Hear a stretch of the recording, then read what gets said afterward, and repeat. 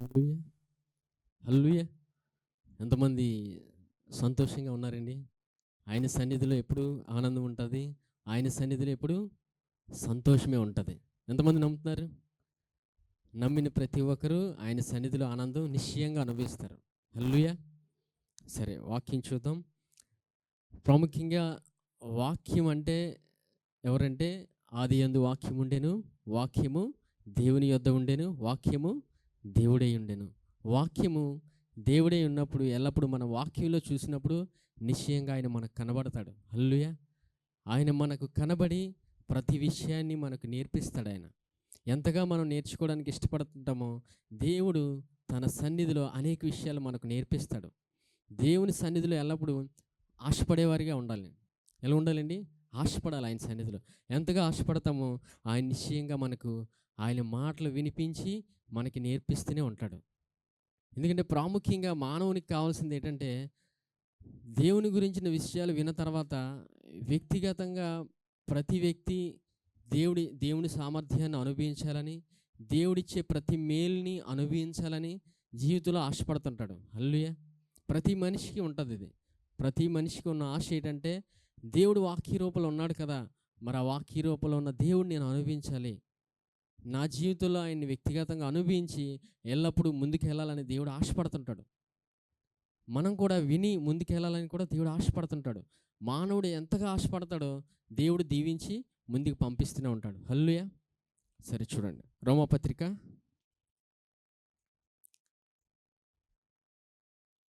8వ అధ్యాయం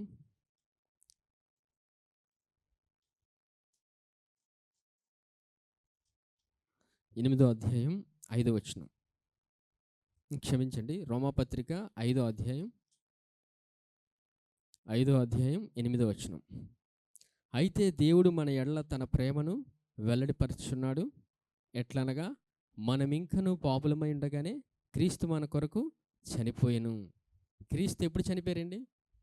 పరిశుద్ధులుగా ఉన్నప్పుడు చనిపోయాడా ఆయన? పాపులుగా ఉన్నప్పుడు చనిపోయాడా? పాప స్థితిలో ఉన్నప్పుడే ఆయన చనిపోయాడు. దేవుడు మానవుని యెడల అంతగా ఆయన ప్రేమను చూపిస్తున్నాడు ఆయన. అంటే ఆయన ప్రేమను చూపించాడు. ఏ స్థితిలో ఉన్నప్పుడు మరలా చదువుతాను చూడండి. అయితే దేవుడు మన ఎడల తన ప్రేమను వెల్లడిపరుచుచున్నాడు. ఎట్లనగా మనమింకను పాపులమై ఉండగానే క్రీస్తు మన కొరకు చనిపోయెను. కాబట్టి ఆయన రక్తము వలన ఇప్పుడు నీతిమంతులముగా తీర్చబడి మరింత నిశ్చయముగా ఆయన ద్వారా ఉగ్రత నుండి రక్షింపబడుదుము. ఏలయనగా శత్రువులమై ఉండగా ఆయన కుమారుని మరణము ద్వారా మనము దేవునితో సమాధానపరచబడిన యెడల సమాధానపరచబడిన వారమై ఆయన జీవించుట చేత మరి నిశ్చయముగా రక్షింపబడుదుము. అంతేకాదు మన ప్రభు అయిన యేసుక్రీస్తు ద్వారా మనము దేవుని యందు అతిశయపడుచున్నాము. ఆయన ద్వారానే మనం ఇప్పుడు సమాధాన స్థితి పొంది ఉన్నాము. హల్లెలూయా! దేవుడు ఎంత గొప్ప కృపను మనకిచ్చాడు. దేవుడు ఎంతగా సంఘాన్ని ప్రేమిస్తున్నాడంటే దేవుడు తన కుమారుని మన కొరకిచ్చాడు. ఏ స్థితిలో ఉన్నప్పుడు మనం గమనించవలసింది ఏంటంటే మనం ఏ స్థితిలో ఉన్నప్పుడు దేవుని కృప పొందుకున్నామంటే పాపపు స్థితిలో ఉన్నప్పుడే పొందుకున్నాం. మనం పరిశుద్ధులుగా ఉన్నప్పుడు కాదు, పాపపు స్థితిలో ఉన్నప్పుడు. అంటే దేవునికి వ్యతిరేకంగా మనం అనేక విషయాలు చేసాం, దేవుని దూషించాం, దేవునికి దూరంగా వెళ్ళిపోయాం. అయినను దేవుడు తన కృపనిచ్చి మనల్ని అందరినీ రక్షించుకున్నాడు. దేవుడు తన ప్రేమను మన ఎడల ఇప్పుడే కాదు ఎల్లప్పుడూ చూపిస్తూనే ఉంటాడు. ఆయన కృపను ఎంతగా చూపిస్తుంటాడంటే మానవుడు జీవితాంతం విన్నా ఆ కృప ఇంకా వినాలనిపిస్తూనే ఉంటుంది. దేవుడు అంతగా ఆయన కృపను చూపిస్తాడు. ఎందుకంటే దేవుడు ఏనాడు మనల్ని విడిచిపెట్టడు ఆయన. మరి ఇంత కృపనిచ్చినప్పుడు మన మానవుడు ఎందుకు వ్యక్తిగతంగా అనుభవించలేకపోతున్నాడు? దేవుడు ఇంత గొప్ప కృపనిచ్చాడు, దేవుడు ఇంత సామర్థ్యాన్ని ఇచ్చినప్పుడు మరి మానవుడు ఎందుకు అనుభవించట్లేదంటే చూడండి, హోషే గ్రంథం తీయండి. హోషే గ్రంథం 4వ అధ్యాయం 6వ వచనం. నా జనులు జ్ఞానము లేనివారై నశించుచున్నారు. నీవు జ్ఞానమును విసర్జించుచున్నావు గనుక నాకు యాజకుడు కాకుండా నేను నిన్ను విసర్జించును. నీవు నీ దేవుని ధర్మశాస్త్రము మరచితివి గనుక నేనును నీ కుమారులను మరతును. ఈ సందర్భం ఏంటంటే ఇజ్రాయేలు ప్రజలు దేవునికి వ్యతిరేకంగా ఎన్నో విషయాలు చేస్తుంటారు. అంటే దేవునికి వ్యతిరేకంగా వెళ్తూనే ఉంటారు ఇజ్రాయేల్ ప్రజలు. ఆ సందర్భంలో దేవుడు మాట్లాడుతుంది ఏంటంటే ఇక్కడ, నా జనులు జ్ఞానము లేని వారై నశించున్నారు. ఇక్కడ ఇజ్రాయేలు ప్రజల కోసమే కదా దేవుడు మాట్లాడుతున్నాడు అనుకోవడానికి లేదు. ఇజ్రాయేలు వంటి స్వభావం మనది కూడా. ఇజ్రాయేలు ప్రజలు ఎంతగా దేవుని వ్యతిరేకించి వెళ్ళేవారో మనం కూడా అటువంటి స్వభావం కలిగి అనేక విషయాల్లో దేవునికి వ్యతిరేకంగా వెళ్తున్నాం. అందుకే దేవుడు ఈ సందర్భంలో ఇక్కడ మాట్లాడుతున్నాడు చూడండి. మొదటి నుంచి చదువుతాను చూడండి. మొదటి వచనం 4 మొదటి వచనం. ఇజ్రాయేలు వారలారా, యెహోవా మాట ఆలకించుడి, సత్యమును కనికరమును దేవుని గూర్చిన జ్ఞానమును దేశమందు లేకపోవడం చూచి యెహోవా దేశ నివాసులతో వేద్యమాడుచున్నాడు. దేవుడు ఏం చేస్తున్నాడండి? వేద్యమాడుతున్నాడు. ఎందుకు?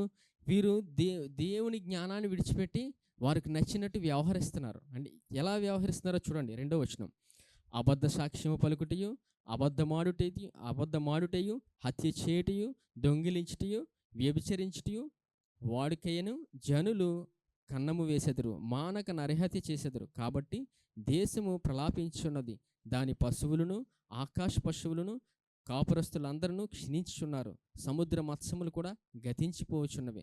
చూసారా, దేవుడి జ్ఞానాన్ని మానవుడు గ్రహించకపోవడం వల్ల మానవుడు తనకు నచ్చినట్టు వ్యవహరిస్తున్నాడు. అంటే దేవుని జ్ఞానం తెలియకపోతే మానవుడు అనేకం అనుకుంటాడు. కొన్నిసార్లు దేవునికి వ్యతిరేకంగా కూడా వెళ్తారు. ఇజ్రాయేల్ ప్రజలైతే దేవుని ఎడల అనేక విషయాలు ప్రవర్తించారు. అంటే దేవునికి ఇష్టం లేని కార్యాలు ఎన్నో చేశారు. విగ్రహారాధన చేశారు.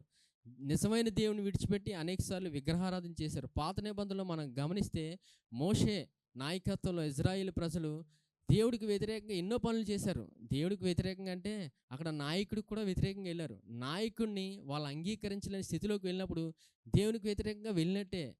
దేవుడు ఒక నాయకుడిని వాడుకొని మాట్లాడుతున్నప్పుడు ఇజ్రాయేల్ ప్రజలు మాట వినేవారు కారు, ఇంకా సనిగేవారు. దేవుడు ఐగుప్తు నుంచి ఇజ్రాయేల్ ప్రజల్ని విడిపించిన ఆ గొప్ప విలువైన అలాంటి పరిస్థితి నుంచి దేవుడు విడిపించాడు. ఐగుప్తులో వారు భయంకరమైన స్థితిలో ఉన్నప్పుడు దేవుడు విడిపించి తీసుకొచ్చినప్పుడు ఆ గొప్ప అంటే దేవుడు ఆ గొప్ప కార్యాన్ని మర్చిపోయారు వాళ్ళు. దేవుని ప్రజలు ఏం చేశారండి? దేవుని కార్యాన్ని మర్చిపోయారు వాళ్ళు. దేవుని కార్యాన్ని ఎప్పుడైతే మర్చిపోయారో వారికి నచ్చినట్లు మాట్లాడేవారు. మోషే దగ్గర సనిగేవారు. మమ్మల్ని ఎందుకు ఇక్కడ తీసుకొచ్చారు? మేము చనిపోవాలనే తీసుకొచ్చారా? ఐగుప్తులో ఉన్నప్పుడు మాకు అన్నీ దొరికేవి కదా, ఇక్కడికి ఎందుకు మమ్మల్ని తీసుకొచ్చారు అన్నప్పుడు దేవుడు అయినను వారి ఎడల ఆయన కృప చూపుతూనే ఉన్నాడు. దేవుడు ఎంత కృప చూపుతాడంటే మానవునికి అర్థం అవ్వదు, మానవుని ఊహకు అర్థం అవ్వట్లేదు. ఎంతగా ఆయన కృప చూపుతాడంటే మానవుని ఆలోచన విధానికి అందట్లేదు. దేవుడు అంతగా కృప చూపినప్పటికీ మానవుడు ఎందుకు అర్థం చేసుకోలేకపోతున్నాడంటే ఇక్కడ దేవుడు ఏం మాట్లాడుతున్నాడు చూడండి. 6వ వచనంలో, నా జనులు జ్ఞానము లేని వారై నశించుచున్నారు. ఈ విషయంలో దేవుడు వ్యాజ్యమాడుతున్నాడు. అక్కడ జ్ఞానం లేకుండా వెళ్ళిపోకండి. ఈ విషయంలో వారికి ఎక్కడ అవగాహన లేదో చూడండి. సత్యమును కనికరమును దేవుని గూర్చిన జ్ఞానమును గురించి వాళ్ళకి అవగాహన లేదు. అవగాహన లేదు కాబట్టి వారికి నచ్చినట్టు ప్రవర్తిస్తున్నారు. ఇప్పుడు ఇజ్రాయేల్ ప్రజల్ని అనుకోవడమే లేదు, వాళ్ళ వంటి స్వభావం మనలోకి వచ్చింది కాబట్టి కొన్ని సందర్భాల్లో జ్ఞానం తెలియక ప్రవర్తిస్తాం, జ్ఞానం తెలియక మాట్లాడతాం, దేవుడి జ్ఞానం అర్థమలేనప్పుడు నచ్చినట్టు మాట్లాడతాం. హల్లెలూయా. ఇది కేవలం దేవుడి యొక్క జ్ఞానం తెలియనప్పుడు, తెలుసుకోలేనప్పుడు, అర్థమవలేనప్పుడు మనం మన సొంత జ్ఞానాన్ని వాడి మనం ముందుకు వెళ్ళడానికి ఇష్టపడుతుంటాం. మరి ఈ జ్ఞానం, దేవుడి జ్ఞానం అంటే ఏంటి, అసలు దేవుడి జ్ఞానం మరి ఎలా పొందుకోవాలి, దేవుడి జ్ఞానం అంటే ఏంటి అని మనం ఆశపడినప్పుడు దేవుడు వాక్యంలో రాయించాడు. జ్ఞానం ఎప్పుడైతే ఉన్నదో దేవుడిని అడిగితే నిశ్చయంగా ఇస్తాడు. హల్లెలూయా. యాకోబు గ్రంథం తీయండి. యాకోబు 1వ అధ్యాయం 5వ వచనం. మీలో ఎవనికైనాను జ్ఞానము కొదువుగా ఉన్న యెడల అతడు దేవుణ్ణి అడగవలెను. ఎవరిని అడగాలండి? దేవుణ్ణి అడగాలి. జ్ఞానం లేకపోతే నాకు జ్ఞానం లేదు అనుకోవడానికి లేదు. దేవుణ్ణి అడిగితే నిశ్చయంగా ఇస్తాడు. అప్పుడు అది అతనికి అనుగ్రహింపబడును. ఆయన ఎవరిని గద్దింపక అందరికీ ధారాళముగా దయచేయవాడు. ఈ సందర్భం చూడండి, దేవుడు ఎంత చక్కగా రాయించాడు చూడండి. గద్దింపక అందరికీ ధారాళముగా దయచేయవాడంటే, ధారాళముగా అంటే అర్థం ఏంటంటే, ఇప్పుడు చూడండి, తల్లిదండ్రులుగా ఉన్నప్పుడు చిన్న బిడ్డలు తప్పు చేసినప్పుడు, అంటే తప్పు అని కాదు, ఏదైనా పని అప్పగించినప్పుడు తల్లిదండ్రులు చిన్నపిల్లలు చేయలేనప్పుడు ఏం చేస్తారు? తల్లిదండ్రులకి కోపం వస్తుంది. ఎంతమందికి వస్తుందండి? అందరికీ వస్తుంది కదండి, అందరికీ వస్తుంది. ఎందుకంటే మానవులుగా అందరికీ కోపం వస్తుంది, చిరాకు వస్తుంది, అన్నీ వస్తాయి. ఏది రాదు అనుకోవడానికి లేదు. అయితే చిన్న బిడ్డలు ఆ పని చేయలేనప్పుడు ఏం జరుగుతుందంటే వీరికి కోపం వస్తుంది. కానీ ఇక్కడ దేవుడు ధారాళంగా దయచేయవాడంటే మనం తప్పు చేసినప్పుడు దేవుడు మనల్ని విడిచిపెట్టడు. హల్లెలూయా. దేవుడు మరలా తప్పు చేసినప్పుడు ఆయన జ్ఞానం ఇచ్చి నడిపిస్తాడు. ఇదే దేవుని కృప. మనిషికి ఎందుకు అర్థమవుతుందంటే తప్పు చేసామనే దీంట్లో ఉన్నప్పుడు ఆ తప్పు కాసే మనం ఆలోచిస్తాం తప్ప దేవుడు కృప ఉంది, దేవుడు కృపనిస్తాడు, ఆయన నడిపిస్తాడని మనం మర్చిపోయినప్పుడు దేవుని యొక్క జ్ఞానం పొందుకోకుండా ముందుకు వెళ్ళిపోతాం. ఇక్కడ దేవుడు ఏం రాయించాడు చూడండి, మీలో ఎవరికైనాను జ్ఞానము కొదువుగా ఉన్న యెడల అతడు దేవుణ్ణి అడగవలెను, అప్పుడు అది అతనికి అనుగ్రహింపబడును. ఆయన ఎవరిని గద్దింపక అందరికీ ధారాళముగా దయచేయవాడు. ఇక్కడ ఏంటంటే తప్పు జరిగినప్పుడు దేవుడు వెంటనే గద్దించాడు మానవులాగా. అంటే నువ్వు ఇలా చేసావా, నువ్వు అలా చేసావా, నీకు పని రాదు, నీకేమీ రాదు అని గద్దించి వారికి జ్ఞానం ఇవ్వకుండా, వారిని పని చేయకుండా, వారికి జ్ఞానం ఇచ్చే పని చేయకుండా వారిని పక్కకు పెట్టేస్తాం. కానీ దేవుడు ఇక్కడ ఏం నేర్పిస్తాడంటే మానవులుగా మనం తప్పులు చేస్తున్నప్పుడు దేవుడు తన జ్ఞానాన్ని ఇచ్చి ముందుకు తీసుకెళ్తాడు. ఇక్కడ సందర్భం అది. ధారాళముగా దయచేయవాడంటే మనం తప్పు చేసినప్పుడు మనకు అజ్ఞానంలో మనకు నచ్చినట్టు నిలిపినప్పుడు దేవుడు తన జ్ఞానాన్ని ఇచ్చి నేర్పిస్తాడు. అక్కడ దేవుడు అదే మాట్లాడుతున్నాడు. దేవుడు ఏం మాట్లాడుతున్నాడంటే ఇజ్రాయేలు ప్రజలు జ్ఞానం లేక వెళ్తున్నప్పుడు దేవుడు వ్యాజ్యం ఆడుతున్నాడంట. నా జనులు తప్పు చేసినప్పుడు చూడండి, ఎవరైనా మన స్నేహితులు కానీ మన బంధువులు ఎవరైనా తప్పు చేసినప్పుడు కొన్ని సందర్భాల్లో మన వారిని అసహించుకుంటాం. అంటే అర్థం ఏంటంటే వారు మన వాళ్ళని మర్చిపోతాం. ఆ క్షణంలో మర్చిపోయి ఇంకా వారిని క్షమించలేని స్థితిలోకి వెళ్ళినప్పుడు ఇంకెప్పటికీ వాళ్ళని క్షమించలేనప్పుడు వాళ్ళు మన మనిషి అనుకోం. కానీ దేవుడు ఏం నేర్పిస్తున్నాడంటే వారు తప్పు చేసినప్పటికి కూడా నా జనులు అంటున్నాడు. చూసారా, దేవుని యొక్క కృప అది. ఇజ్రాయేలు ప్రజలు దేవుడికి వ్యతిరేకంగానే వెళ్ళారు, కానీ దేవుడు మాట చూసారా, నా జనులు అంటున్నాడు. అదే దేవుని కృప. దేవుని వాక్యం చదువుతున్నప్పుడు దేవుడు పలికే మాటను మనం దేవుని వాక్యంలో జాగ్రత్తగా చూసినప్పుడు దేవుడు నేర్పించే విధానం చాలా అద్భుతంగా ఉంటుంది. అందుకే జ్ఞానం లేనప్పుడు దేవుడిని అడిగితే చక్కగా ఇస్తాడు. కుటుంబాన్ని ఎలా నడిపించుకోవాలో, పిల్లల జీవితంలో ఎలా నడవాలో దేవుడు తన జ్ఞానాన్ని ఇచ్చి నడిపిస్తాడు. లేదా మానవుని యొక్క జ్ఞానాన్ని వాడతాం, మనిషికి తెలిసింది వాడతాం. దేవుని యొక్క జ్ఞానం దేవుని వాక్యంలో అద్భుతంగా రాయించాడు. హల్లెలూయా. అందుకే ఎంతగా మనం వాక్యం విని నేర్చుకుంటామో దేవుడు తన సామర్థ్యంతో నింపుతాడు. హల్లెలూయా. దేవుడు సామర్థ్యం ఇచ్చి మనం సులువుగా ఈ భూమి మీద బ్రతకగలం, సులువుగా ప్రతిదీ అనుభవించగలం. ఇంకా చూడండి, ఎందుకంటే దేవుడు మనల్ని అంత అద్భుతంగా తయారు చేశాడు. దేవుడు ఎలా తయారు చేశాడండి? అద్భుతంగా తయారు చేశాడు. ఆయన తయారు చేసే విధానం చాలా అద్భుతంగా ఉంటుంది. ఏ స్థితిలో నుండి ఏ స్థితికి తీసుకొచ్చాడండి దేవుడు? పాప స్థితిలో ఉన్నప్పుడు ఇప్పుడు మనల్ని నీతిమంతుల స్థానంలోకి తీసుకొచ్చాడు. దేవునికి దూరంగా ఉండిపోయిన మనం దేవుడు ఈ దినం దేవుని ఎదుట ధైర్యంగా నిలబడే స్థానాన్ని ఇచ్చాడు. హల్లెలూయా. దేవుడు తన కుమారుని మన కొరకిచ్చి గొప్ప ఆధిక్యతనిచ్చాడు. నీతిమంతులుగా తీర్చాడంటే అది మానవునికి ఇంకా అర్థం అవ్వట్లేదు. దేవుని ఎదుట మనం నిలబడే స్థానం అది. ఒకప్పుడు దేవుడికి వ్యతిరేకంగా వెళ్ళేవారు, దేవుడికి శత్రువులుగా జీవించిన వారు ఈరోజు దేవుని ఎదుట నిలబడి దేవుని కృపను పొందుకునే గొప్ప కృపనిచ్చాడు. ఆయన దేవుణ్ణి తండ్రి అని పిలిచే గొప్ప భాగ్యాన్ని ఇచ్చాడు. హల్లెలూయా. దేవుణ్ణి మనం తండ్రి అని పిలవగలుగుతున్నాం, ఈరోజు దేవుణ్ణి అనుభవించగలుగుతున్నాం. హల్లెలూయా.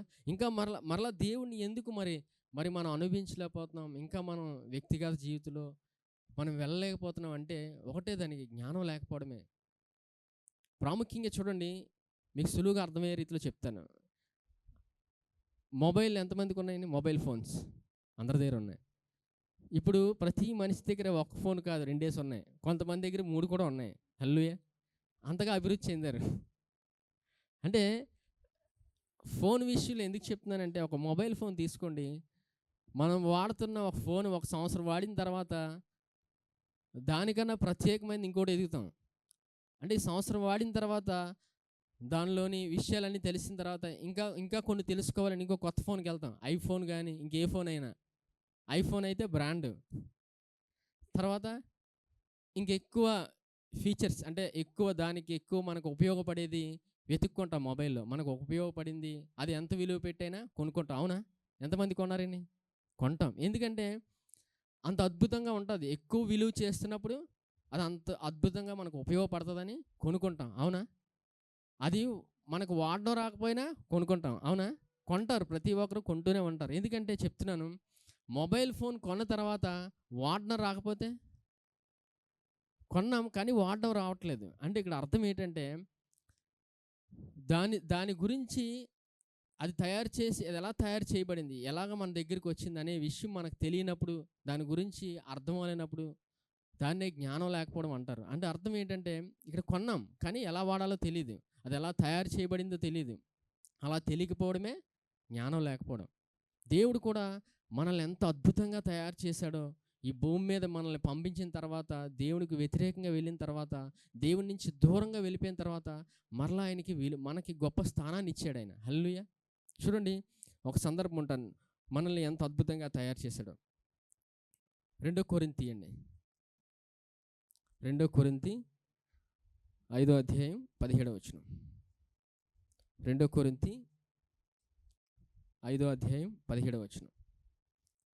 కాగా ఎవడైనను క్రీస్తునందున్న ఎడల వాడు నూతన సృష్టి, పాతవి గతించెను, ఇదిగో క్రొత్తవాయను.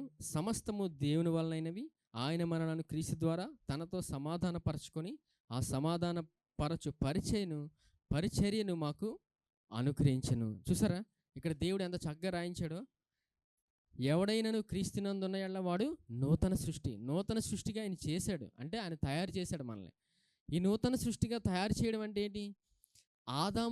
మొదటి ఆదాము తప్పు చేయడం వల్ల మానవుడు దేవుడిచ్చిన గొప్ప కృపను, అంటే దేవుడిచ్చిన గొప్ప ఆధిక్యతను కోల్పోయాడు మొదటి ఆదాము ద్వారా. మరలా రెండో ఆదాము ఎవరు? క్రీస్తు. క్రీస్తు ద్వారా మనం ఏమయ్యాం? ఇప్పుడు నూతన సృష్టి అయ్యాం. హల్లెలూయా. నూతన సృష్టిగా మనం తయారు చేయబడ్డాం. నూతన సృష్టిగా తయారు చేయబడ్డాం. పరిపూర్ణత దేవుడిచ్చాడు. ఏ లోపం లేనివాడిగా దేవుడు తయారు చేశాడు. అయినను దేవుడిచ్చిన గొప్ప కృపను మనం కొన్ని సందర్భాల్లో అనుభవించలేకపోతున్నాం. హల్లెలూయా. నీకు తెలియట్లేదు మనకి దేవుడు ఆ తయారు చేసే విధానం, దేవుడు ఎట్టి రీతిలో మనల్ని తయారు చేశాడు, దేవుడు ఎంత గొప్ప కృపనిచ్చాడని మనకి తెలియనప్పుడు అదే జ్ఞానం లేకపోవడం.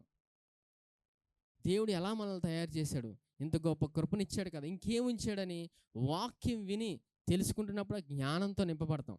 జ్ఞానం కావాలంటే నింపబడాలి. ఇప్పుడు మొబైల్ ఫోన్ ఉంది, మొబైల్ ఫోన్ కొన్న తర్వాత అది కొన్ని తర్వాత దాచుకుంటే ఏమైనా ఉపయోగం ఉండదా? అది ఎలా తయారు చేయబడింది, దాన్ని ఎలా ఉపయోగించాలి, దాన్ని ఎలా ఇంకా మనకి ఉపయోగకరంగా చేసుకోవాలని దాన్ని వాడినప్పుడు మనకి ఉపయోగపడుతుంది. అంటే జ్ఞానం పొందుకుంటాం. అలాగే దేవుని కృపణ గురించి మనం ఎంతగా తెలుసుకుంటామో, ఎంతగా ముందుకెళ్ళడానికి ఇష్టపడతామో మనకి చక్కగా అర్థమవుతుంది. హల్లెలూయా. దేవుని కృప అద్భుతంగా ఉంటుంది. దేవుడిచ్చిన జ్ఞానం మహా అద్భుతంగా ఉంటుంది. మానవుడు ఎంతగా ఆశపడతాడో ముందుకు వెళ్తూనే ఉంటాడు.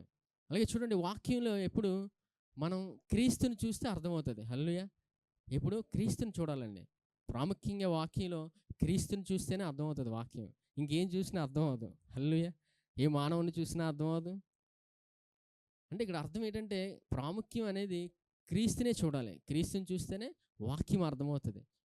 వాక్యంలో యేసుప్రభుని చూస్తున్నప్పుడు వాక్యంలో ఉన్న మర్మాలు అర్థమవుతాయి. దేవుడు మనల్ని ఎట్టి రీతిలో తయారు చేస్తాడో, ఎంత గొప్ప కృపనిచ్చాడో, ఎంత జ్ఞానంతో నింపాడో మనకు అర్థమవుతుంది. అది ఎంత చక్కగా వింటామో దేవుడు అంతగా మనకి బోధించి వినిపిస్తూనే ఉంటాడు. హల్లెలూయా. మరి ఏంటి జ్ఞానం అనేది మనం తెలుసుకుందాం. చూడండి, మరి జ్ఞానం లేదన్నారు, దేవుడిని అడిగితే ఇస్తారు. మరి ఏంటి ఆ జ్ఞానం అనేది మనం నిశ్చయంగా వాక్యంలో చూద్దాం. 1 కొరింథీ 15వ అధ్యాయం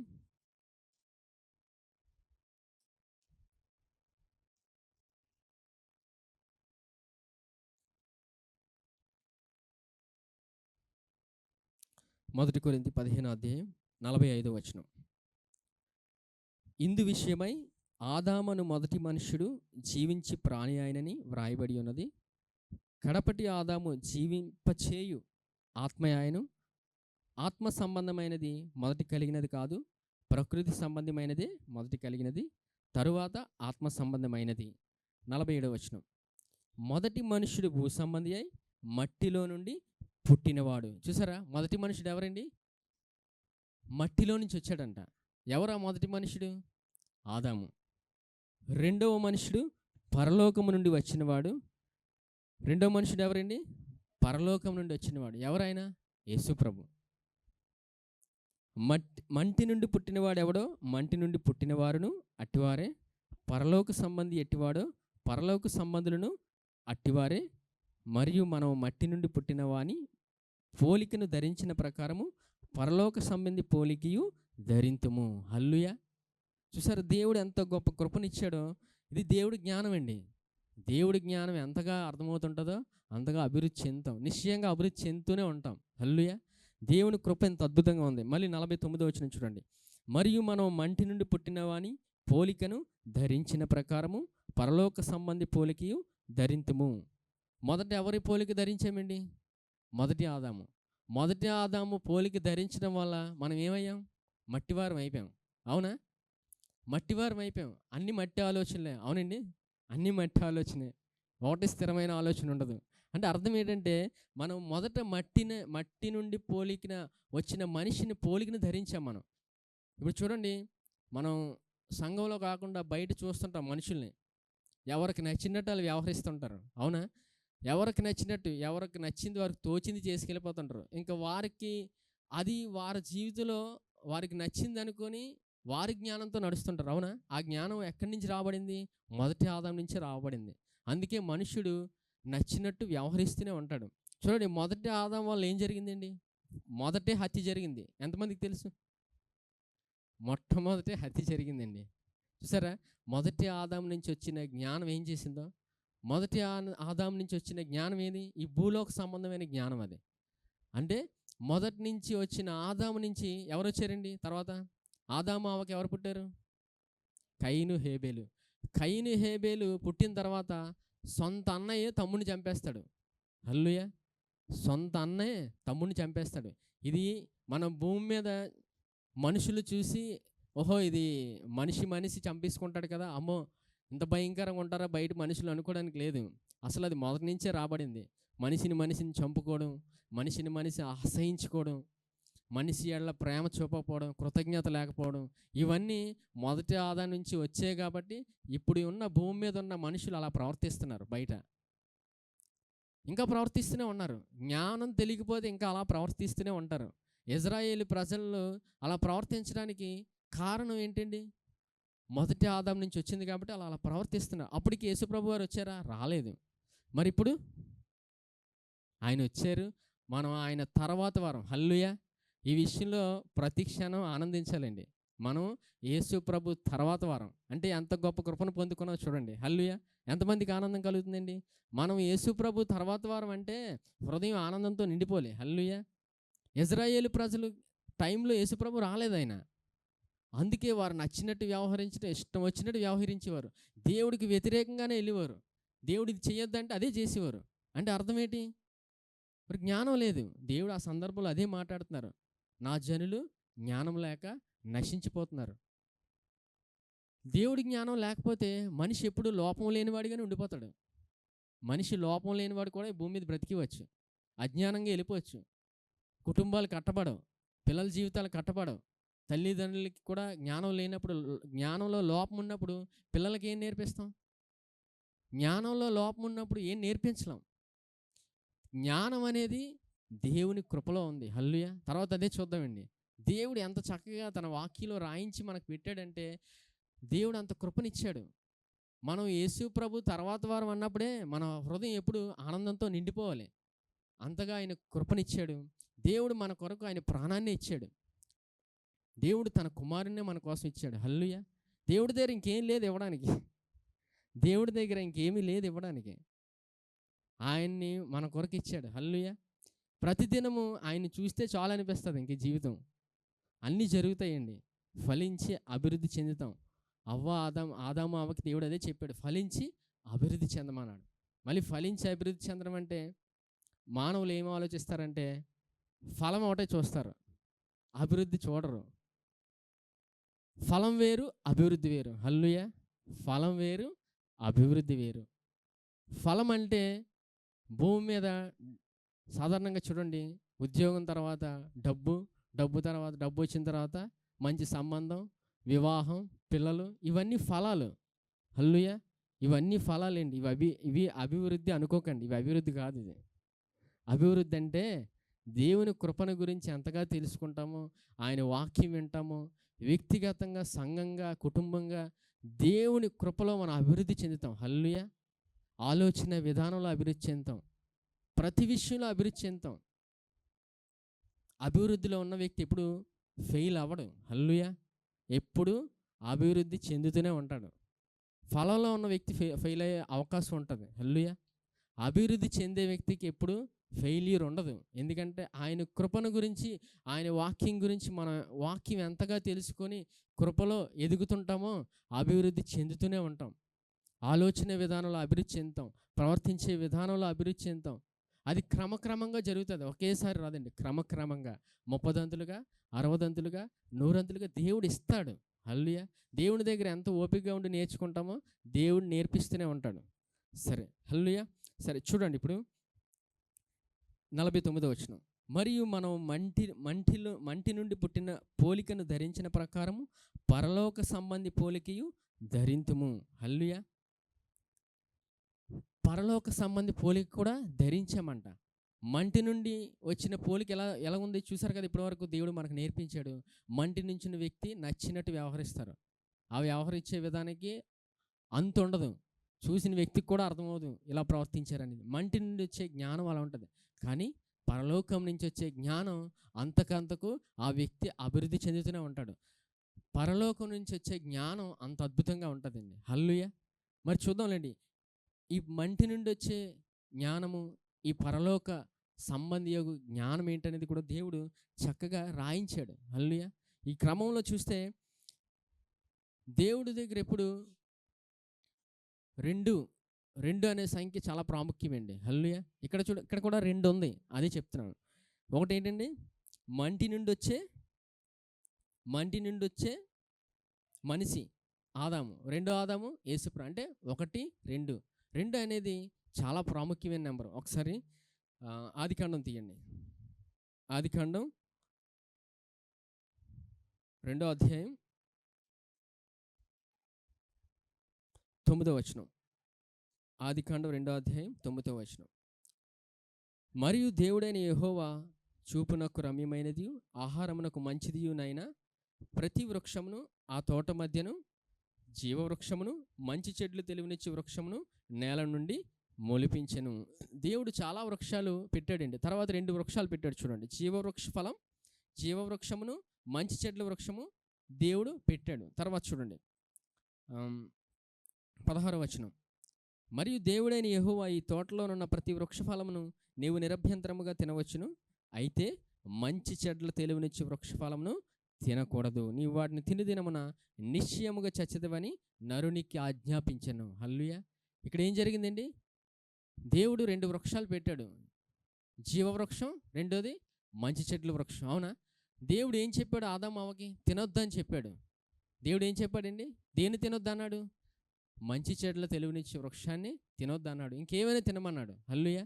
ఏమైనా తినమన్నాడు. కానీ మంచి చెట్లు తెలివినిచ్చి దీన్ని తినొద్దన్నప్పుడు ఆదాం మొదట ఎవరు వెళ్ళారండి? అవ్వే కదా వెళ్ళింది. అవ్వ ఏం చేసిందండి? దేవుడి మాటను వెనక ఎవరి మాట విన్నది?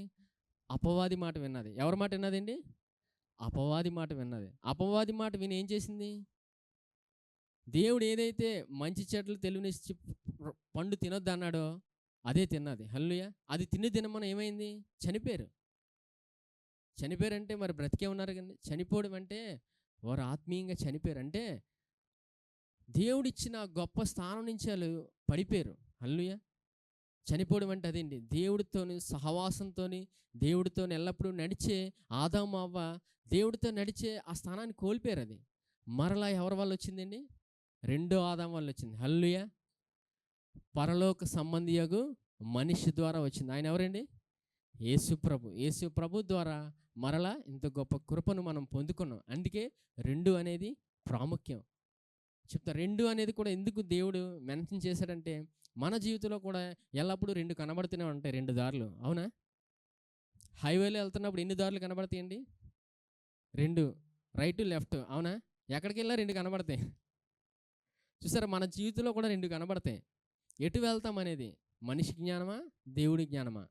మంటి నుండి వచ్చే జ్ఞానమా, పరలోకం నుండి వచ్చే జ్ఞానం అనేది దేవుడు మన ముందు ఎల్లప్పుడూ ఉంచుతాడు. ఇక్కడ ఆదాము అవ్వకి అదే దేవుడు చేశాడు. 2 వృక్షాలు పెట్టాడు దేవుడు. ఏది ఎంచుకున్నారు వాళ్ళు? మంచి చెడ్ల తెలివినిచ్చి వృక్షాన్ని ఎంచుకున్నారు వాళ్ళు. దేవుడు ఎంచుకునే విధాన్ని, ఎంపికను గౌరవిస్తాడండి. మనం ఏది ఎంచుకుంటామో జీవితంలో అదే ఉండిపోతుంది. ప్రత్యేకంగా మళ్ళీ ఉండిపోవడానికి ఏం లేదు. నా జీవితంలోకి ఈ వ్యక్తి ఎందుకు వచ్చారు, నా జీవిత పరిస్థితి ఎందుకు ఎలాగైపోయింది అని అనుకోవడం లేదు. ఎందుకని ఎంచుకున్నారు. దేవుడు ఎంపికను గౌరవిస్తాడు. ఏది మనం ఎంచుకుంటున్నాం అనేదే ప్రాముఖ్యం. దేవుని కృపను పొందుకొని జ్ఞానంతో నింపబడినప్పుడు దేవుడు నడిపిస్తాడు, తన జీవాన్ని ఇచ్చి నడిపిస్తాడు. హల్లెలూయా. చూడండి ఒకసారి సామెతలు తీయండి. సామెతలు 8వ అధ్యాయం.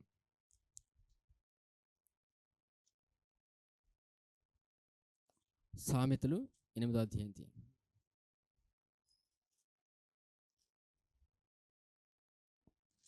8వ అధ్యాయం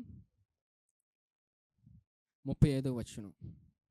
నన్ను కనుగొనువాడు జీవమును కనుగొనును, యెహోవా కటాక్షము వానికి కలుగును. నన్ను కనుగొనివాడు ఎవరిని కనుగొన్నట్టండి?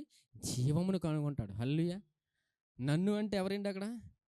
యేసుప్రభు ఏంటి. నన్ను కనుగొనివాడు జీవమును కనుగొంటాడు. ఎంతగా యేసుప్రభుని చూస్తామో జీవంతో అంతగా నింపబడతాం. హల్లెలూయా. జ్ఞానం తెలుసుకోవాలండి. ఆ జ్ఞానం దేవుని కృపలో ఉంది. మరి ఏంటి ఈ మంటి నుంచి జ్ఞానం అంటే ఏంటి? పరలోకం నుండి వచ్చే జ్ఞానం అంటే ఏంటంటే చూద్దాం. చూడండి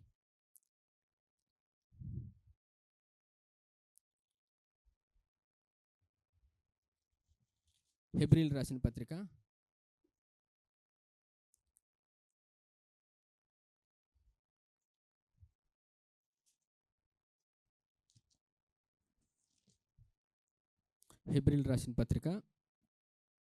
12వ అధ్యాయం 25వ వచనం.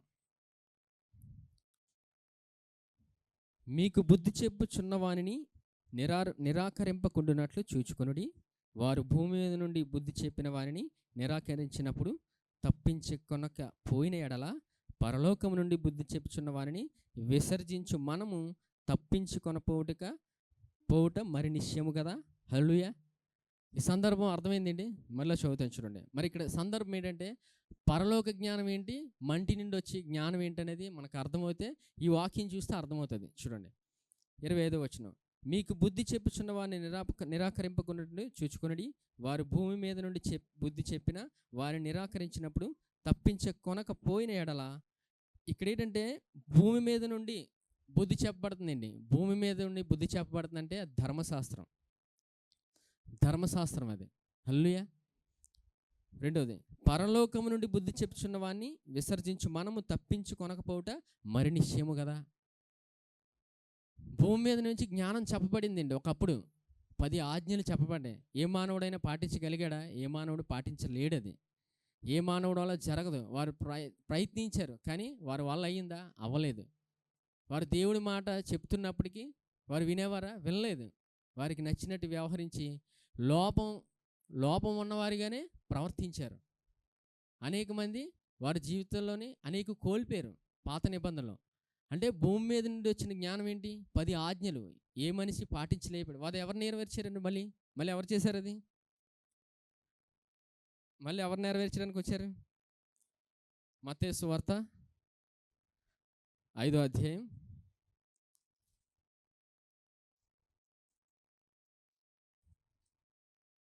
17వ వచనం. మత్తయి సువార్త 5:17. ధర్మశాస్త్రమునైనను ప్రవక్తల వచనములైనను కొట్టివేయవచ్చునని తలంచవద్దు, నెరవేర్చుటకే గాని కొట్టివేయటకు నేను రాలేదు. హల్లెలూయా. ధర్మశాస్త్రాన్ని ఎవరు నెరవేర్చారండి? యేసు ప్రభువు వారు నెరవేర్చారు. ఆయన నెరవేర్చి ఆయన కృపనిచ్చాడు. ఏమిచ్చారండి? ఆయన కృపనిచ్చారు. ఈ దినం ఈ భూలోక సంబంధమైన జ్ఞానం వస్తుంది ఒకటి, అదే ధర్మశాస్త్రం. అదే మానవుడు ప్రయత్నిస్తాడు చేయడానికి. ఏ మానవుడు వల్ల జరగదు. ఎంత ప్రయత్నించినా ఈ భూ సంబంధం నుంచి వచ్చిన జ్ఞానం వల్ల జరగదు. అందుకే దేవుడు ఇంకో జ్ఞానం ఇచ్చాడు మనకి. హల్లెలూయా. హెబ్రీయులకు రాసిన పత్రిక 12వ అధ్యాయం మరలా వచ్చింది 25వ వచనం. పరలోకం నుండి బుద్ధి చెప్పుచున్న వాడిని విసర్జించు మనము తప్పించుకుపోవుట మరి నిశ్చయము కదా. పరలోకం నుండి కూడా బుద్ధి చెప్పబడుతుంది మనకి. ఈ పరలోకం నుండి బుద్ధి చెప్పబడుతుంది ఏంటండి? చెప్పండి, పరలోకం నుండి వచ్చేది బుద్ధి చెప్పబడుతుంది. మంటి నుండి వచ్చేది ఏంటి? మంటి నుంచి భూలోక సంబంధంగా ఒక జ్ఞానం వస్తుంది మన దగ్గరికి ఎల్లప్పుడు. ధర్మశాస్త్రం అది ఏ మానవుడైనా నెరవేర్చగలడా? చేయలేడు. కానీ కొంతమంది ఇప్పటికీ ప్రయత్నిస్తూనే ఉంటున్నారు. కానీ అది ఎంత ప్రయత్నించినా జరగదు, చెయ్యలేడు ఏ మనిషి. పరలోకం నుంచి కూడా ఇప్పుడు బుద్ధి చెప్పబడుతుంది. హల్లెలూయా. పరలోకం నుంచి కూడా బుద్ధి చెప్పబడుతుంది. ఏంటి పరలోకం నుండి బుద్ధి చెప్పబడుతుందంటే చూడండి, 28వ వచనం, హెబ్రీయులకు రాసిన పత్రిక 12:28. అందువలన మనం నిశ్చలమైన రాజ్యమును పొంది దైవకృప కలిగి ఉందము. ఆ కృప కలిగి వినయభక్తులతో దేవునికి ప్రీతికరమైన సేవ చేయుదుము. ఏలయనగా మన దేవుడు దహించు అగ్ని అయి ఉన్నాడు. దహించు అగ్ని అయి ఉన్నాడు అనగానే ఇంక దేవుడి కోసం అందరూ భయపడతారు. హల్లెలూయా. అమ్మో, దేవుడు నన్ను దహించేస్తాడా, దేవుడు నన్ను అగ్నితో కాల్ చేస్తాడని. గడిచిన సంవత్సరాల్లో ఎంతమంది విన్నారండి ఈ బోధ? దేవుడు దహిస్తాడని. చెప్పండి, ఎంతమంది విన్నారు? దేవుడు దహించేస్తాడు, దేవుడు కాల్ చేస్తాడు, దేవుడు భయపెట్టేస్తాడు, దేవుడు ఇంకేదైనా తప్పు చేస్తే ఇంకా దేవుడు మాట ఎత్తడానికి కూడా అర్హులు కానట్టు చాలామంది బోధ చేశారు. అవునండి, ఎంతమంది విన్నారు? తప్పు చేస్తే కానీ దేవుడు ఆయన కృపను చూపుతాడండి. అదే ఆయన కృప. దేవుడు అంత కృపనిచ్చాడు మనకి. దహించు అగ్ని అంటే అర్థం ఏంటంటే, మన జీవితంలో మనకు వ్యతిరేకంగా వచ్చినవి, మన జీవితంలో అనవసరమైనవి దేవుడు తీసేస్తాడని అర్థం. హల్లెలూయా. మన జీవితంలో అనవసరమైనవి అంటే మనకు వ్యతిరేకంగా, మనకి ఇబ్బందికరంగా ఏది దేవుడు రానివ్వడు. వాటికి దహించే అగ్ని ఆయన. మనకు కాదు, మనకి ఆయన కృపనిచ్చాడు. హల్లెలూయా. దేవుడు తన ప్రాణాన్ని ఇచ్చి మనల్ని రక్షించుకుంటే మనల్ని ఎందుకేంటి దహించేస్తాడు ఆయన? అర్థమైంది? ఎంతమందికి అర్థమైందండి? ఆయన దహించడం, మనకు దహించడం అంటే మన జీవితంలో మనకు అనవసరమైనవి తీసేస్తాడు ఆయన. మనకు అడ్డుగా ఉన్నవి ఆయన తీసేస్తాడు. ఏదైతే ఇబ్బంది పెడుతుందో అది తీసేస్తాడు ఆయన. మనం ఎప్పుడు ఆనందంగా ఉండాలని దేవుడు ఆశపడుతున్నాడు. మనం ఎప్పుడు ఆనందించాలని, ఆయన కృపను పొందుకోవాలని దేవుడు ఆశపడుతున్నాడు తప్ప మనల్ని ఆయన దహించడు. అది మర్మం. ఇది తెలియక వేరే బోధలు వస్తున్నాయి. దేవుడు మన ఎడల ఆయన కృపను చూపుతాడండి. దేవుడు తన కుమారుని ఇచ్చాడండి. ఇంక ఇవ్వడానికి ఏం లేదు దేవుడి దగ్గర. ఇక్కడ దహించే అగ్ని అంటే దేవుడు మన జీవితంలో మనకి ఇబ్బంది పెట్టేవి, మనకి అనవసరంగా ఉన్నవన్నీ దేవుడు తీసి ఆయన కృప కలిగిన జ్ఞానం ఇచ్చి కృపతో నింపుతాడు. ఇప్పుడు చూడండి, ఇప్పుడు గమనించండి వాక్యంలో. ఇప్పుడు పరలోక సంబంధి ఎవరు? పరలోకం నుంచి దిగి వచ్చింది ఎవరు? ఆయన. ఇప్పుడు దేవుడు పరలోకం నుంచి వచ్చినప్పుడు ఆయన ఎటువంటి వారిని తయారు చేసుకుంటాడండి? మంటి మనిషిని తయారు చేసుకుంటాడా? ఆయన పరలోక సంబంధి కదా. మరి ఎటువంటి మనుషులు పరలోక సంబంధి మనుషుల్ని తయారు చేస్తాడు ఆయన. హల్లెలూయా. అర్థమవుతుందండి వాక్యం? మొదట దేవుడు ఆదాము అవ్వను తయారు చేసినప్పుడు ఏం చెప్పాడండి దేవుడు? ఫలించి అభివృద్ధి చెందమన్నాడు. అంటే వారి జీవితంలో గొప్ప ఆనందం ఉంది. దేవుడు ఫలించి అభివృద్ధి చెందమన్నాడు. కష్టపడడం అంటే, ఫలించి అభివృద్ధి చెందమంటే దేవుని కృపతో వెళ్ళేవారు. అంత గొప్ప కృపనిచ్చి వారిని పెడితే వారు ఏం చేశారు? ఏ చెట్టు ఫలం తిన్నారండి? మంచి చెట్లు తెలివినిచ్చి ఫలం తినడం వల్ల దేవుడికి దూరంగా అయిపోయారు. అవునా? మరలా ఇప్పుడు ఎవరు వచ్చారు దిగి మన కొరకు? యేసుప్రభు వచ్చి మన కొరకు ఆయన ప్రాణాన్ని ఇచ్చి మనల్ని అందరినీ ఆయన పిల్లలుగా చేసుకున్నాడు. ఇదే నూతన సృష్టి. ఇప్పుడు మనందరం ఎవరు? మనందరం ఆయన పిల్లలు. అంటే మనం కూడా పరలోక సంబంధించిన వారమే. మనందరం ఎవరు అండి? ఇప్పుడు మంటివారం కాదు, మనం మంటివారం కాదండి. ఇప్పుడు పరలోకానికి సంబంధించిన వారం. ఇది నమ్మాలి. ఇది ఎంతగా నమ్ముతుంటామో ఫలించి అభివృద్ధి చెందుతాం. చూడండి, ఇప్పటికి కూడా ఏం జరుగుతుంటుందంటే, ఇప్పటికీ సేమ్ మళ్ళీ అదే రిపీట్ అవుతుంటుందండి. ఆదాము మొదట అపవాది ఎవరి దగ్గరికి వచ్చాడండి? అవ్వ దగ్గరికి వచ్చాడు. అవునా? అవ్వ దగ్గరికి వచ్చి ఏం చెప్పాడు? మీరు ఆ చెట్టు ఫలం తినకూడదా అని చెప్పాడు. అవునా? డౌట్ పెట్టాడు. తింటే మీరు ఏం చెప్పాడు? అబద్ధం మాట చెప్పి ఇంకా ఆ ఫలం గురించి ఇంకా బాగా ఎక్స్ప్లెయిన్ చేసి అవ్వకి మంచి మంచి మాటలు చెప్పగానే అవ్వ ఏం చేయింది? పడిపోయింది. అవ్వ ఏమైందండి? అవ్వ పడిపోయింది. ఆదాంతో మాట్లాడలేదు అపవాది, ముందు అవ్వతోనే మాట్లాడాడు. అర్థమవుతుందండి? అవ్వతో మాట్లాడిన తర్వాత అవ్వ పడిపోయింది. అవ్వ పడిపోయి ఆ పండు తీసుకొచ్చి ఆదాముకి ఇవ్వడం వల్ల ఇద్దరు తిన్నారు. అవునా? తిన్న తర్వాత దేవుడికి దూరం అయ్యారు.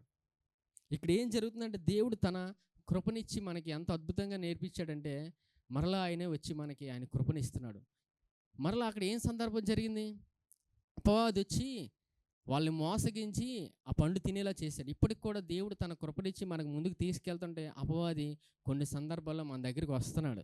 వచ్చి నువ్వు పరిపూర్ణుడు కాదు, నువ్వు నువ్వు దేవుని కుమారుడు కుమార్తెవు కాదు, నువ్వు పరిపూర్ణుడివే కాదు, నువ్వు ఇంకా తప్పులు చేస్తున్నావు, నువ్వు ఇంకా నచ్చినట్టు వ్యవహరిస్తున్నావు అని అపవాది వచ్చి డౌట్ పెడతాడు. అవునా? ఇప్పటికీ అది ప్రతిరోజు మానవుల్లో జరుగుతుంది. అది అందుకే మానవుడు ఏం చేస్తున్నాడంటే ఈ మంటి నుంచి వచ్చే ఎప్పుడైతే అపవాది మాట వింటామో మంటి నుండి వచ్చే జ్ఞానం తీసుకుంటాడు మానవుడు. కానీ ఎల్లప్పుడూ ఏం నేర్చుకోవాలంటే మనం యేసుక్రీస్తునందు దేవుని నీతి అని నమ్ముతూ ఉండాలి. నమ్ముతుంటామో మనం మాట తీరు వ్యవహరించే విధానం అద్భుతంగా ఉంటుంది. యేసు ప్రభువారు ఏం నేర్పించారండి? అపవాది వచ్చినప్పుడు ఏం నేర్పించారు? ఆ సందర్భం చూద్దాం. మత్తయి సువార్త 4వ అధ్యాయం.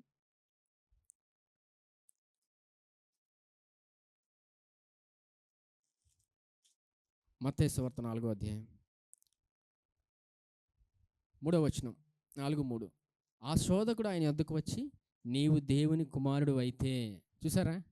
అర్థమైందండి? సేమ్ రిపీట్ చేస్తాడు అపవాది. ఏం కొత్తగా ఏం పుట్టించడండి. అవ్వ దగ్గర ఏదైతే మాట్లాడాడో యేసు ప్రభు దగ్గర కూడా అదే మాట్లాడుతున్నాడు. అవ్వ దగ్గర ఏం మాట్లాడారు?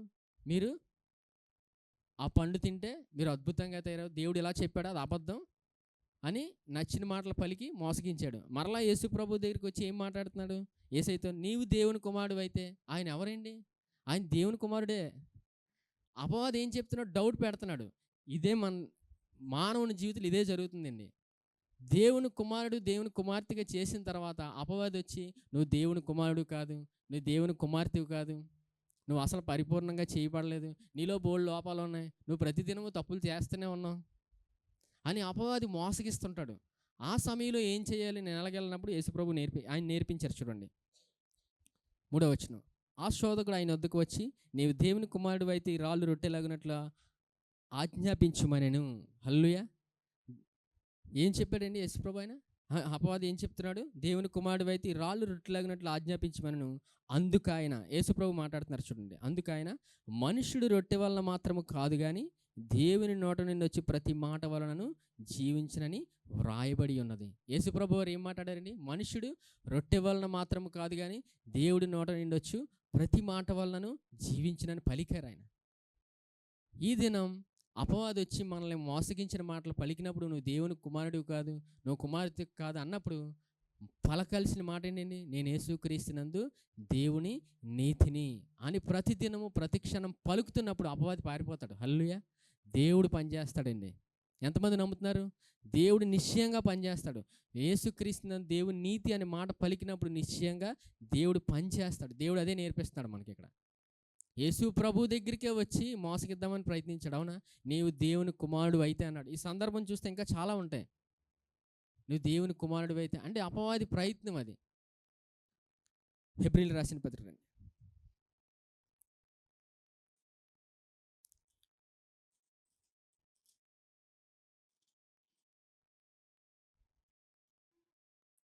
చూడండి. ఇప్పుడు చూడండి, భూలోక సంబంధ జ్ఞానం ఏంటండి? ధర్మశాస్త్రం. అవునా? పరలోక సంబంధ జ్ఞానం ఏంటి? కృప. దేవుని కృప అండి. హల్లెలూయా. దేవుని కృపను ఎంతగా వింటామో అభివృద్ధి చెందుతూనే ఉంటాం. అందుకే దేవుడు ఇక్కడ రాయించాడు. చూడండి 29వ వచనం. 12వ అధ్యాయం హెబ్రీయులకు రాసిన పత్రిక 12వ అధ్యాయం 29వ వచనం, 28వ వచనం. అందువలన మనము నిశ్చలమైన రాజ్యమును పొంది దైవకృప కలిగి ఉందము. ఆ కృప కలిగి వినయ భక్తులతో దేవునికి ప్రీతికరమైన సేవ చేయుదుము. దేవుని కృపను ఎంతగా వింటామో ప్రీతికరమైన సేవ జరుగుతుందండి. దేవుని కృప కోసం ఎంతగా తెలుసుకుంటామో అభివృద్ధి చెందుతాం. అందరూ చాలామంది ఏమనుకుంటారంటే అమ్మో దేవుని కృప ఉంది కాబట్టి పాపం చేయొచ్చు అంటారు. దేవుడు కృపనిచ్చింది ఎందుకండి? దేవుడి కృపలోని ఎంతగా మనం వెళ్తుంటామో ప్రీతికరమైన సేవ జరుగుతుంటుంది.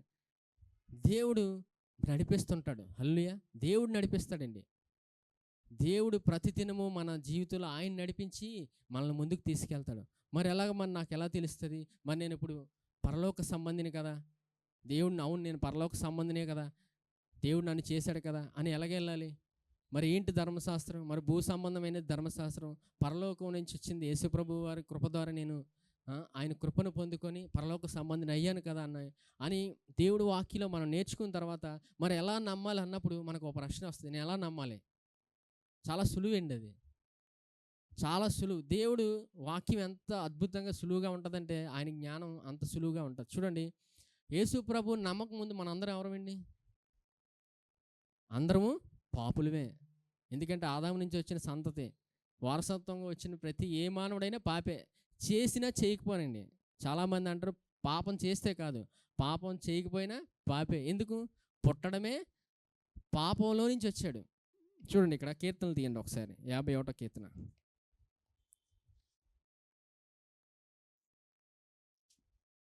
కీర్తనలు 51.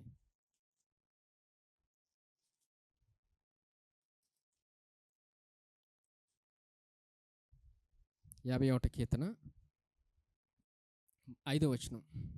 నేను పాపంలో పుట్టినవాడను, పాపంలోనే నా తల్లి నన్ను గర్భమును ధరించెను. మొదటి ఆదాము ద్వారా మానవులందరికీ ఏమొచ్చిందంటే పాపం వచ్చింది. అంటే పాపంలోనే ప్రతి మానవుడు పుట్టేస్తున్నాడు. మొదటి ఆదాము పాపం వల్ల మానవులందరికీ పాపం సంక్రమించేస్తుంది, వచ్చేస్తుంది. అందుకు ఈ సందర్భం అండి. మానవులు పాపంలో పుట్టడం వల్ల ఇంకా పాపంగానే ప్రవర్తిస్తారు. ఇంకా పుట్టడమే పాపంలో పుట్టినప్పుడు ప్రవర్తించే విధానం కూడా పాపిగానే ఉంటుంది. కానీ ఎవరి ద్వారా మనం రక్షించబడ్డామండి?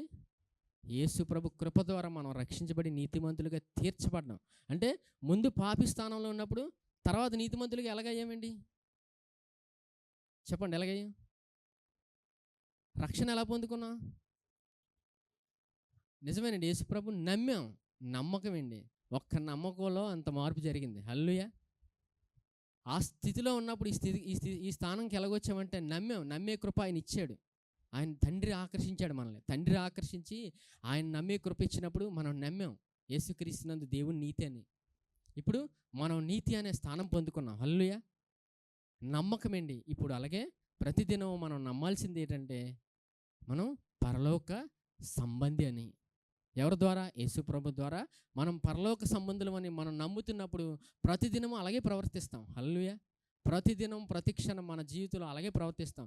పరలోక సంబంధి అని ప్రవర్తించినప్పుడు, మాట్లాడినప్పుడు అలాగే ప్రవర్తిస్తాం. నమ్మాలండి. ఎంతగా నమ్ముతుంటామో అంతగా అభివృద్ధి చెందుతాం. ఎలాగ దేవుని కృప ద్వారా మనం రక్షించబడి ఇంత గొప్ప స్థానం పొందుకున్నప్పుడు ఆయన మనల్ని పరలోక సంబంధులుగా చేశాడు. ఆయన ఇది దేవుడు నమ్మంటున్నాడు. పరలోక సంబంధులుగా మనం చేసినప్పుడు ప్రతిదినము నేను యేసుక్రీస్తునందు దేవుని నీతిని నమ్మి పలికి ముందుకెళ్తున్నప్పుడు నిశ్చయంగా ప్రతి ఆశీర్వాదాన్ని అనుభవిస్తాం, ఫలించి అభివృద్ధి చెందుతాం. హల్లెలూయా. అభివృద్ధి చెందుతూనే ఉంటామండి. దేవుని కృప కోసం ఎంతగా మనం వింటామో నిశ్చయంగా అభివృద్ధి చెందుతాం. జ్ఞానం విషయంలో అభివృద్ధి చెందుతాం, ఆలోచన విధానంలో అభివృద్ధి చెందుతాం, ప్రవర్తించే విధానంలో అభివృద్ధి చెందుతాం. అన్ని విషయంలో అభివృద్ధి చెందుతూనే ఉంటాం. ఎందుకంటే ఇది దేవుని సామర్థ్యం. హల్లెలూయా. ఏ మానవుని సామర్థ్యము కాదది. మానవుని సామర్థ్యం వల్ల ఏ మానవుడు ముందుకు వెళ్ళలేడు. దేవుని సామర్థ్యం ద్వారా మాత్రమే ముందుకి వెళ్ళగలడు. హల్లెలూయా. ఇంత గొప్ప కృపను ఆయన మనకిచ్చాడండి. ప్రతిదినము ఆయన కృపను గురించి ఎంతగా వింటామో దేవుడు మనల్ని ముందుకి తీసుకెళ్తూనే ఉంటాడు. హల్లెలూయా. ఈ వాక్యం విన్న ప్రతి ఒక్కరూ ఫలించి అభివృద్ధి చెందునుగాక. ఈ సమయంలో రొట్టె ద్రాక్షరసం తీసుకుందాం. ఈ రొట్టె ఆయన శరీరానికి సాదృశ్యంగా ఉంది. మానవాళ్ళందరి కొరకు ఆయన రక్తాన్ని చిందించాడు. ఆయన శరీరంలో అనేక దెబ్బలు తిన్నాడు. ఆయన శరీరం నలిగిపోయింది. అంతగా ఆయన మనందరి కొరకు ఆయన బాధ అంతటిని శరీరంలో భరించాడు. ఆయన ఆరోగ్యాన్ని మనకిచ్చాడు. ఆయన ఇంత గొప్ప కృపనిచ్చాడు. ఆయన ఈ దినం ఆయన పొందిన దెబ్బల వల్ల నాకు స్వస్థత కలుగుచున్నదని నమ్మి తీసుకోండి.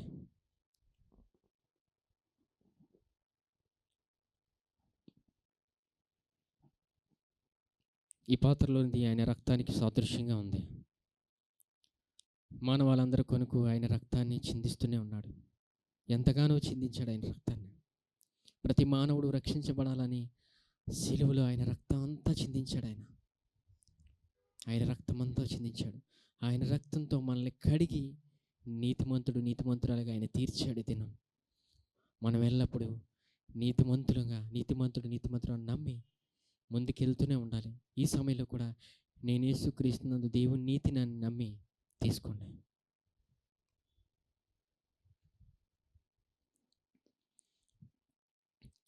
పరిశుద్ధుడైన తండ్రి, మీకు వందనాలు. దేవా, మీ బిడ్డలందరినీ మీ చేతులకు అప్పగిస్తున్నాను నాయన. దేవా, ఎంత గొప్ప కృపను మాకు ఇచ్చావు నాయన, మీకు వందనాలు.